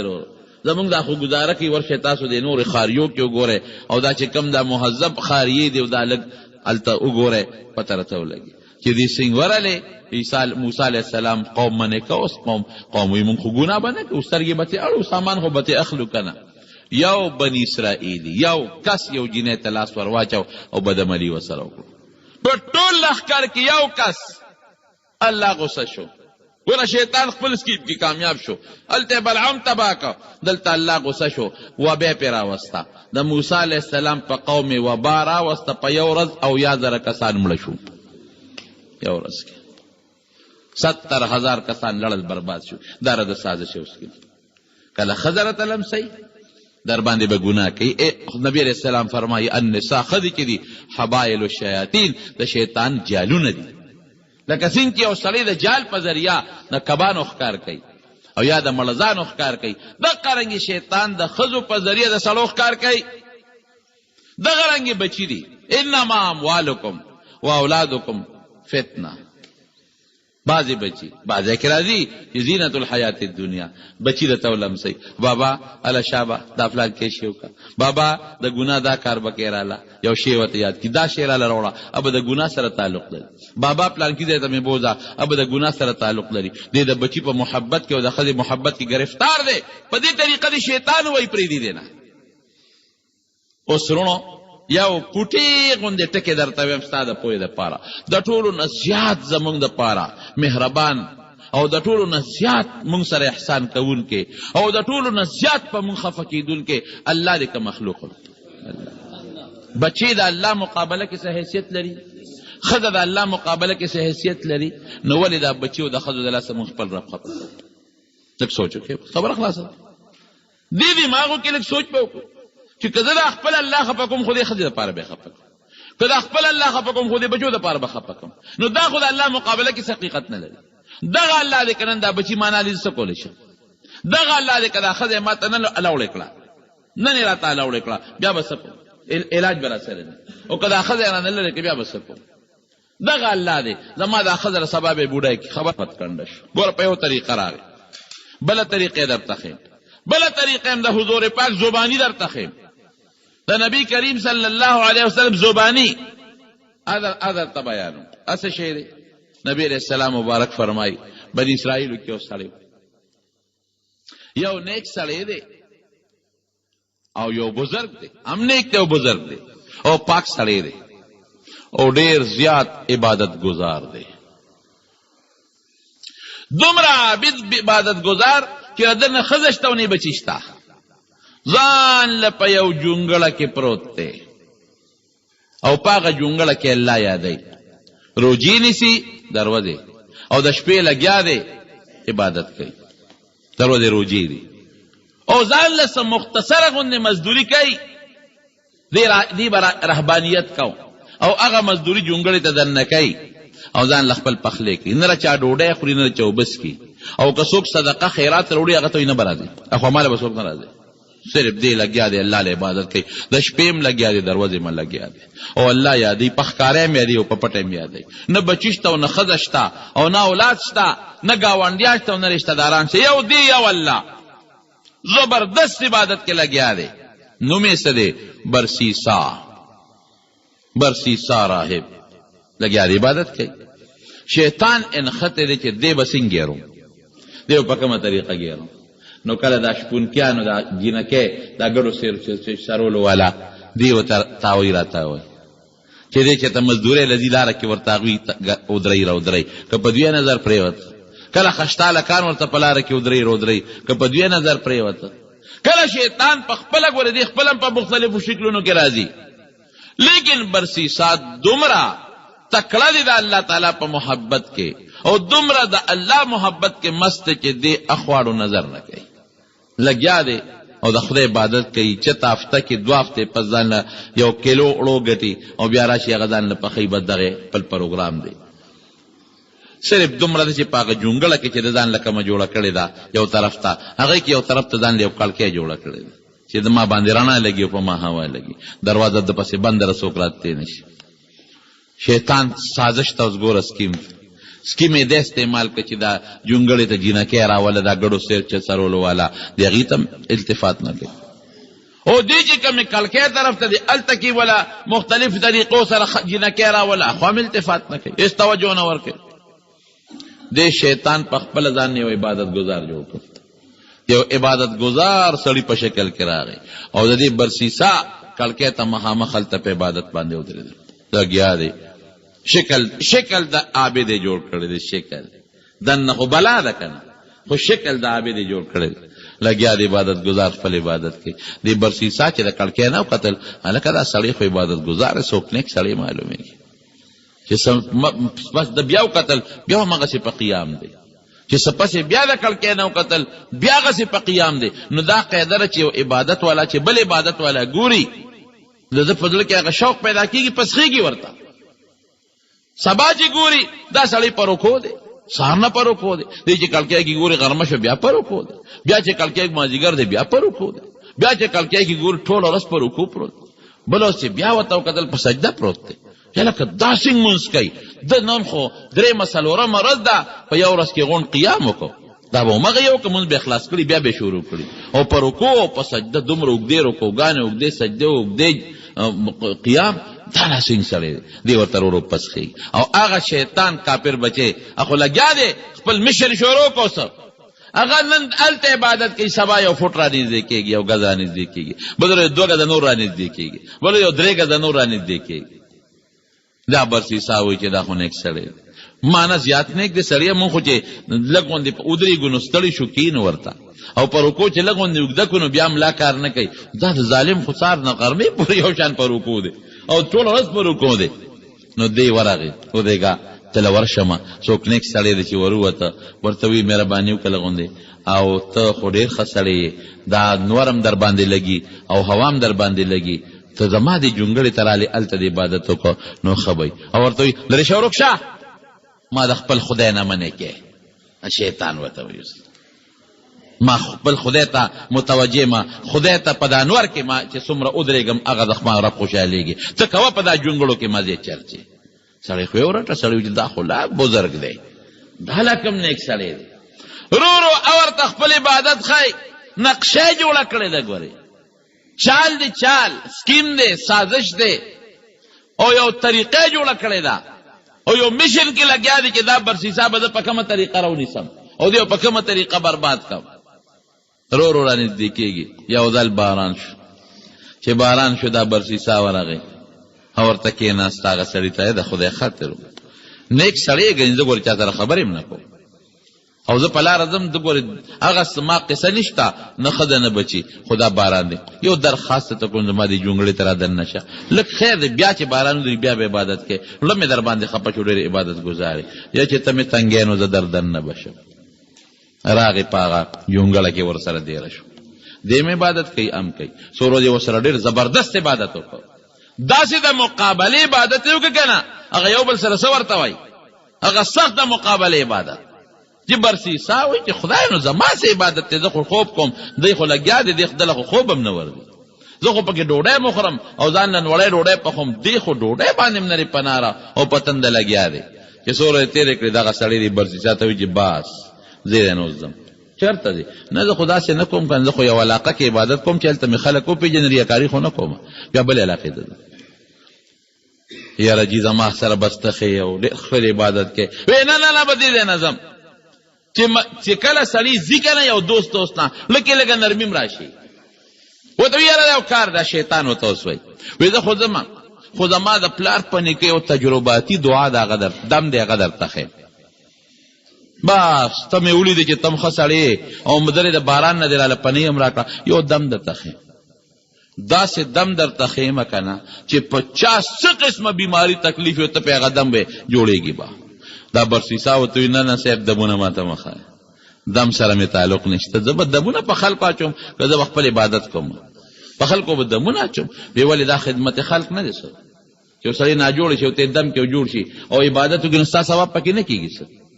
ته خو روغ نه، ته خو لیونی.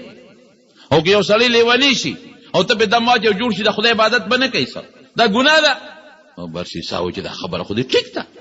واقعي دا خو چې په خلکو دمونه اچوم خلک جوړېږي او هغه عبادت کوي زما به ثواب کېږي. وی ښه ده راته وښایه، یو دم یې ورته وښو، دې ته لاړ.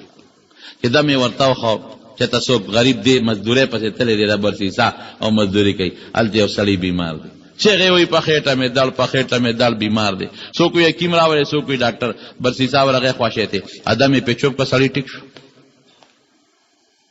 هغه برسیسا والا هغه بل بیمار بل روره شی شروع شو،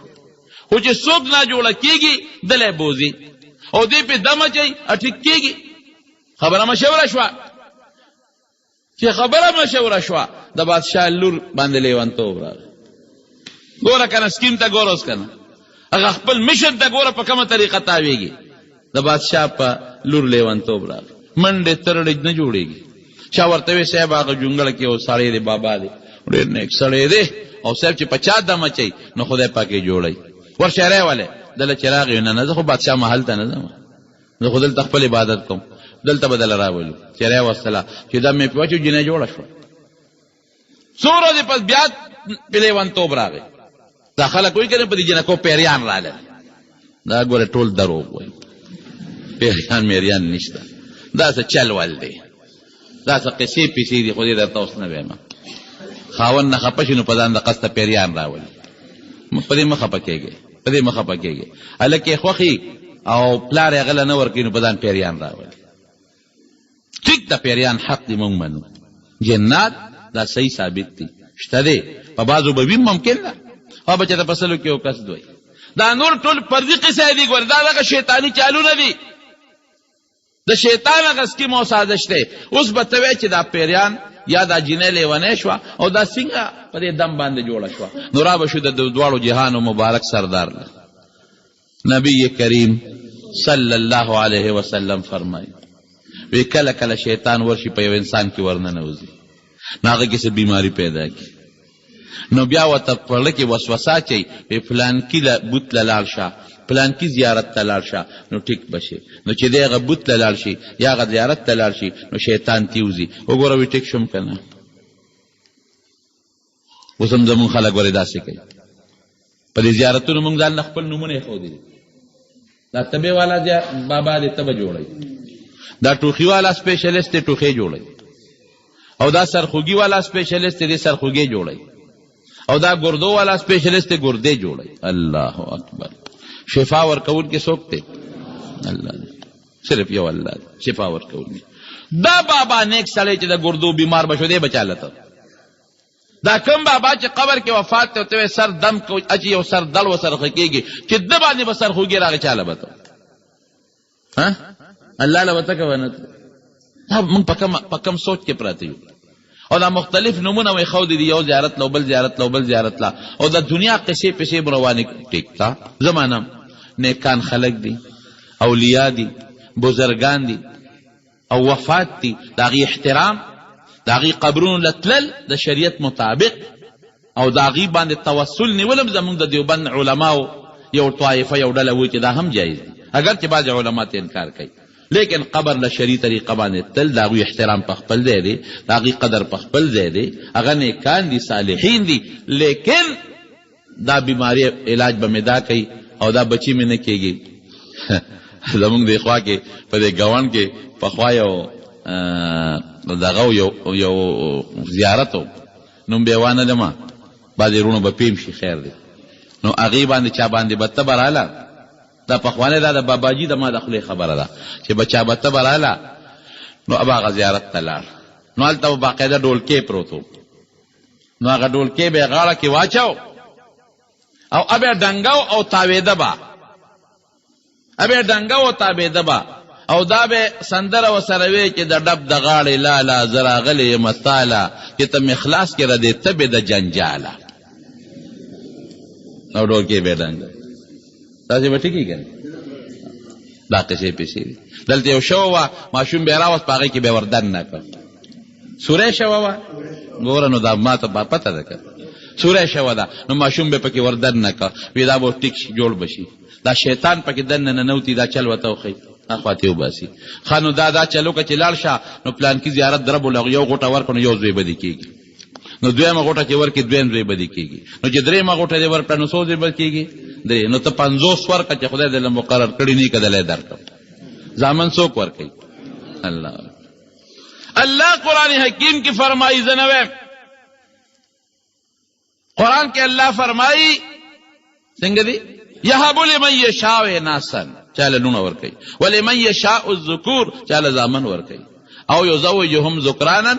و اناسا، چاله لکان جنکې دواړه ورکوي، ویجعل من یشاء عقیما، چانه شن جوړی چې خدای د چا د شن فیصله وکړه، قسم دې که ډاکټر او بل څوک موله بچي ورکړي. نیکان صالحان دا غي خپل مقام دی، خپل مرتبه ده. ډاکټر به تعالی علاج کوي خو جوړول دې نشي، جوړول به دې څوک الله به کوي. دم بر باندې ځاچو بالکل سنت ته دم اچول، خو درې جوړول نشم نه دم جوړول شي، جوړي به څوک په دې دم کې، په دې تعویذ کې او دارنګې په دې دارو کې شفا څوک کوي الله. خو په هغه طریقه به موږ د اسباب استعمالو چې کوم موږ تر دواړو جهانو سردار فرمایلی.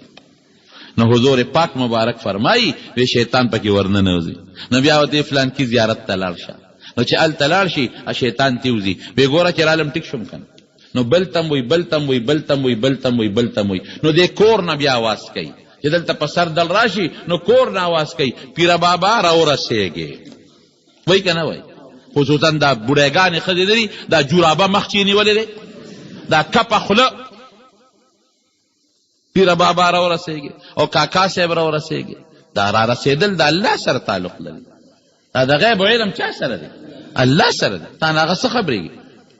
نیک بخته یو 2 رکعاته نفل وکړو، پیر بابا پسې وبخا،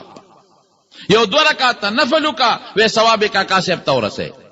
یو کیلو روجي پخې کا او ثواب پیر بابا ته وبخا، کاکا صاحب ته ورسوه، او خدای دې ثواب ورسې. وردا صالحان خلق دی، پیر بابا چې کم نقش قد کار کړي پاغه نقش قدم لاړ شه، کاکا صاحب چې کم کار کړي، پیر بابا په کومه وجه دی لوی مرتبه ته رسیدلی؟ وایا د الله په عبادت. کاکا صاحب ته چې د لوی مرتبه ملو د پس ورته ملو شوی دا د الله په عبادت، نو هغه طریقه یو نه اختیار یعنی چې غوی جوړی کړی دا شیطانی اثرات وسوسې دي. جمعې پر ورځ باندې قبرون لم شمع وړل شریعت کې چورلټ ګناه ده، شمع څه لپاره وړي زیارت څه ضرورت دی پکې چې د صحابه او نبی علیہ السلام قبر مبارک له شمع وړي دي، چې د تابعینو د صحابه کرامو قبرونو له شمع وړي دي. ایو کس پکې زینوم لیدي کانې راغشته دی د زیارت چې ورته موټه مکلکونه مې دا څه کې جنازې نه را روان یاره اوس ما ته پته نه لګي څه مقصد وخو وی سبق مې نزد کېږي، سبق مې نزد کېږي. نو دا راته چاوي چې دا 2 کانو باندې جبو ټکاوه، نو جبو به برابر شي. خدای خبر نور ته نیم خبر، خو ما ته دا ټکی وي مې دې خوا کې دې په دلو ټکو مې چې ټکیږي او کنه ټکیږي. دا خبرې دا شبهه، دا شیطانی وسوسې دي. ګوره دا کار مې وشو نو زه به ځم او زه به دا کوم دا د ګناه کارونه. خیرونو د الله نزدېکت په هغه طریقه کې دی چې کومه د الله او د رسول طریقه ده، په کومه طریقه چې ما ته الله ښودې ده. او ما ته د الله رسول ښولې ده چې په هغه طریقه روان شم. بس دا د الله د تقرب او د نزدېکت نښه ده. او که هغه طریقه مې نه استعمال کړې په بله طریقه نه شم نږدې کېدی. نو هغه بادشاه په لور باندې دی لوبه جوړه کړل او بیا به ورته وسوسه اچوله، دی به لاړ، پیریان به ترې لاړه، ټیک به شول. بادشاه ته چې تا علاقې ته جهاد ده، اوس چې جهاد د دې فوج م بوځي، دې جنۍ سره څه وکړم؟ هسې نه بیا چې زه لاړ شم هغه دوره پرې را نه شي، دې سره به څه وکړم؟ اوس شیطان دې وسوسې خو ورته چې وی صاحب داسې وکړه چې همدغه برسیسا سره یې دیره کړم، بس هغه به حفاظت هم کوي، نیک سړی دی. او بله پکې دا فایده ده که دوره پې راځي د نږدې نه او پې دمه مچوي، برسیسا لی راوست. هغه وی داسې ده چې ته کوم پردی جنۍ به د ځان سره دی، دا ګناه را باندې کوي، زه ګناه نه کوم. وی داسې خوا کې کور به جوړ کړو، دا جنۍ به هغې کې دیره خو که دوره پې راځي مهرباني وکړه غوندې ورځه او دم پې اچوه او زه پلان کې علاقې ته ځم. زه ډېره ښه ده هغه قصه اوږده ده، لږه وخت هم کم دی او لږه تفصیلي ده، خو دې بالاختصار درته وایم. دې ته نوبت ورسېد چې هغه جینۍ باندې به د دم اچو، ابوله راتله، دې به ته دې ته نوبت ورسېد چې دا هغه جینۍ سره ګناه وکړه. دې هغه ته خشته که هغه د ته په ذهن کې خشته که شیطان دی ګناه پې وکړه. چې ګناه وکړله هغې امید پیدا شو. اوس به څه کېږي؟ اوس خو که بادشاه راغی وی چې دا دې څه چل کړی دی، جینۍ مړه کړه او ښخ یې کړه یو ځای کې. ګوره یو یې پې زنا وکړه، دویم یې پسې چل وکړه، قتل یې پې وکړه. شیطان چې بادشاه راغی او تب معلومات یې وکړل جینۍ څه شوه، ده نه تپوس وکړو جینۍ زه خو نه یم خبر چې لیونتوبه سر به راغلي، تښتېدلې به چېرته هېڅ پته نه لګي. 3 شهزادګانو د باچا 3 زامن دي، 3 واړو په یو شپه خوب ولید. دې خو خوبونه هم سړي ته ورچوي که نه. یو زوی ته شیطان په خوب کې وایي چې ورشه وګوره هغه پلانکي ځای کې هغه یې وجلې ده او ښخه کړې ده. بل تم 3 واړه چې سار پاڅېدل، 3 واړو یو شان خوبونه لیدلي وو. بادشاه ته بابا ما خو داسې خوب ولید، ابولي ما خو هم داسې ولید، ابولي ما خو هم داسې ولید. یارې واقعي چې د دې برسیسا دا لوبه نه کړې چې کم ځای خولی او 3 واړو د شیطان چې لاړ ځای وکړه نو پکې الو یې راووته، مړه وه، الاله شوې وه، مړه پکې راووته. اوهو دې ګرفتار که او په سولی یې که بری او خیجو د دار سر ته او سولی یې که. اقه شیطان وله په خپل شکل راغی. مرګري څه دي؟ وی خدای دې تباه که، دم دې راته خولی او غرق دې کړم، د هغه دم په ذریعه دې تباه او برباد کړم. 2 ګناه شو پانسي کېږم. اوهو زه څه خبر وم، په وخت به راغلی وم نو ما به زه اوس دې بچ کومه، ما له چل راځي داسې به بچ کړمه چې بس. وی څنګه مې بچ کې؟ وی دا سر دې ما ته راښکته کړه. وی دا چېرته کېږي؟ نو ګوره چې ته زما تابعداري نه کوې، زما غوندې عبادت گزار تا لیدلی دی، خوار شې مرې او غټ غټ ګناهګار مرې، سر راته ښکته کا، دا سر دې ښکته کا، تړلی خو چې څونه دې وس کېږي سر دې ښکته کا، نو د دې اوس وباسم بچ کوم دی چې د سر ښکته کا. هغې پې تورې غزار وکړه بادشاه او مردار یې کړه، ایمان نه یم خلاص کړ. دا د شیطان حد کنډي دي. د دواړو جهانو سردار فرمایي خبردار شته ګورئ. او الله قرآن کې فرمایي مونږ چاله پیغور ورکو مړه چې د چا د پلار نه څوک دا ټوپۍ کوزه کې ټوپۍ دا پټکي کوز کي تاله په څونه غیرت راځي، راځي به که به نه راځي؟ چې دا ما د پلار نه دې پټکي کوز کړی دی، دا ما د پلار نه دې کمیس ایستی دی. الله دا غیرت مونږ ته اچوي. څه وایي؟ وایي دا هغه دی چې ستا د نیکه حضرت آدم او ستا د نیانې جامې ایستي دي. ینزع عنهما لباسهما لیریهما سوآتهما. ستا د نیکه او د نیانې جامې ایستلي او بربند کړي دي، خپل نیا نیکه باندې غیرت نشي کولی. ان الشیطان لکم عدو، ستاسو دشمن دی، فاتخذوه عدوا، دشمن بیگان. دعا کې چې رب العالمین مونږ د دې سپیرنه وساتي. الله دې زمونږه د شیطان د وسوسو نه امان نصیب وګرځولي کړي. خو چې مونږ یې څونه خطا کړي یو، څومره مونږ ته نقصانات رسولي دي، رب العالمین هغه راته وبخي. خدای مونږ کمزور یو، حقیقت دی چې مونږ کمزور یو، شی مضبوط دی مونږ ورته کمزور یو. خدای تم ته وساتي او رب العالمین تم ته امن نصیب وګرځولي. دو کې بعضی مریضان دي الله تعالی شفا ور، څومره مردگان وفات الله ټول مغفرت نصیب کې، الله د آخرت او د دنیا خیر هم نصیب کې، او د دنیا او د آخرت د شرونو او د فتنو نه پام نه امان کې وساتي. او رب العالمین تم خپل رضا او لقا نصیب کې، د نبی کریم صلی الله علیه وسلم د سنت او تابعداري نصیب کې. اخر وخت په خپل دا کلمه نصیب کې لا اله الا الله محمد رسول. او که یو سړی چا ډوډۍ له وغوښته او د سره ډرایور هم ځي دا ډرایور ورسره ډوډۍ خوړی شي که نه شي خوړی که هغه چا دعوت ورکړی دی هغه ته پته چا دعوت ورکړی هغه ته پته چې دی خو یوازې نه راځي د سره خامخا ډرایور وي یا یو نوکر ورسره نو بیا د خوراک اجازت ورسره شته او که هغه ته دا پته نه د یک تنها ورکړي نو بیا دې ته ولې اجازت وغواړي نبی علیہ السلام مبارک له صحابي دعوت ورکړو او 15 کسانو چې لاړل یو شپږم ورسره په لاره مرګري شو چې رسول الله مبارک ال تورسید نو هغه قربه ته وی تا چې کوم وخت دعوت راکړو دا یو مرګري هغه وخت کې مونږ سره نو کته اجازت ورکې ډوډۍ به دی وخوري کنه ورکې زیبا ویسه به اجازت ولا ورکوم نو به دعوت نه ډوډۍ خورل ګورې لوی ګنام ده په دې خادو کې ور ډېر خلک دقه سي په مفتو کې لګیا دي ډوډۍ خوري